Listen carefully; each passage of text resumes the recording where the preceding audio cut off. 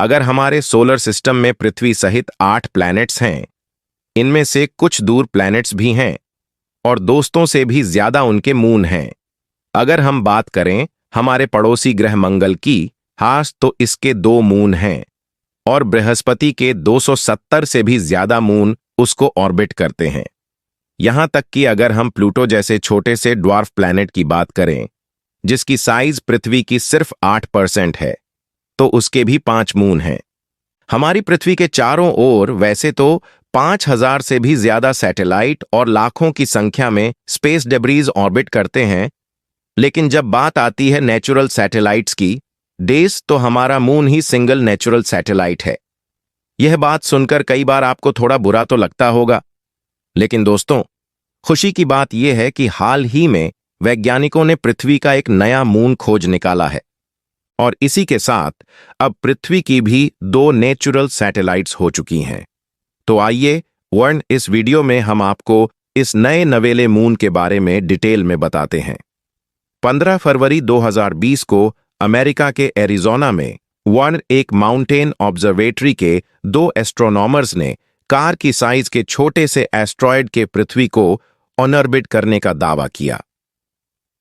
यह discovery Catalina sky सर्वे के तहत की गई थी, जो कॉमेट्स और एस्ट्रॉयड्स पर नजर रखने का मिशन है। ऐसा माना गया कि यह एस्ट्रॉयड लगभग 1.9 से 0.5 मीटर तक का है और यह पिछले 3 साल से पृथ्वी को ऑर्बिट कर रहा है।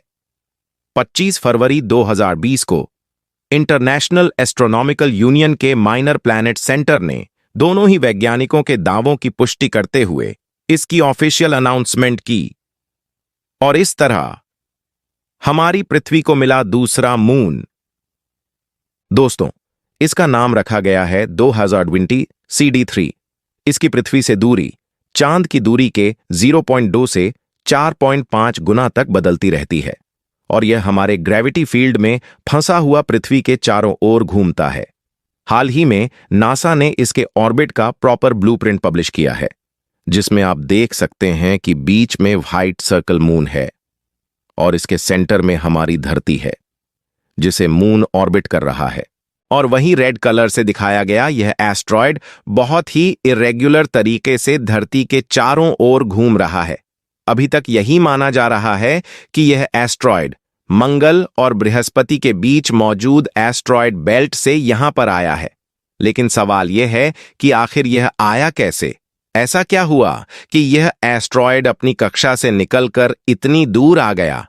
और सबसे बड़ा सवाल, पृथ्वी की ग्रेविटी में यह फंसा कैसे? दोस्तों, इन सवालों के जवाब वैज्ञानिक अभी ढूंढ रहे हैं, लेकिन एक बात तो क्लियर है, यह एस्ट्रॉयड बहुत दूर से यहां आया है और इसी वजह से यह बहुत स्पेशल है। अब आपके दिमाग में यह सवाल जरूर घूम रहा होगा, इतना खास क्यों है? मेरा मतलब यह कि पृथ्वी पर मीटियोराइट गिरना या कॉमेट का पास आना कोई रेयर इवेंट तो नहीं है। फिर इसके आने से इतना शोर क्यों मचा हुआ है? Big show. दोस्तों, बात यह है कि स्पेस में हर एस्ट्रॉयड पृथ्वी की ग्रेविटी में नहीं फंसता। अगर कोई एस्ट्रॉयड इस तरह आता भी है तो वह पास से निकलकर आगे बढ़ जाता है, लेकिन 2020 CD3 पृथ्वी की ग्रेविटेशनल फील्ड में फंस गया और हमारी प्लैनेट को ऑर्बिट करने लगा।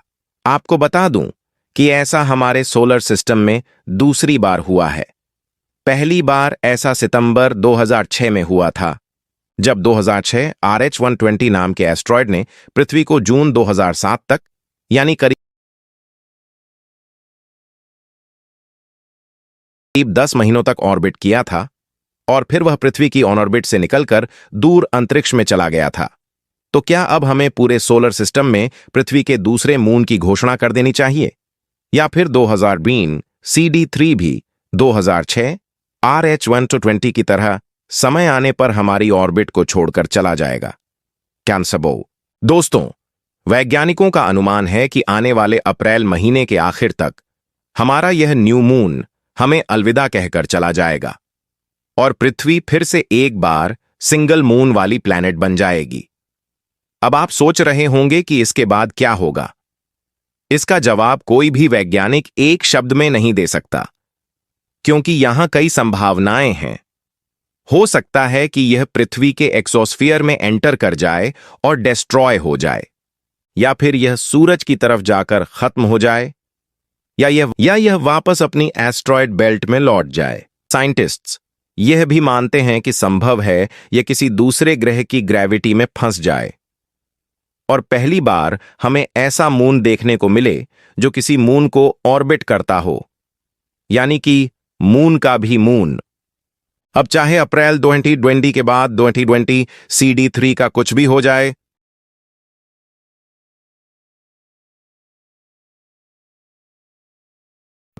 जाए, डक्स, लेकिन एक बात तो क्लियर है, यह हमेशा के लिए पृथ्वी की ऑर्बिट में नहीं रहेगा और ना ही इसे हमारी दूसरी नेचुरल सैटेलाइट माना जाएगा।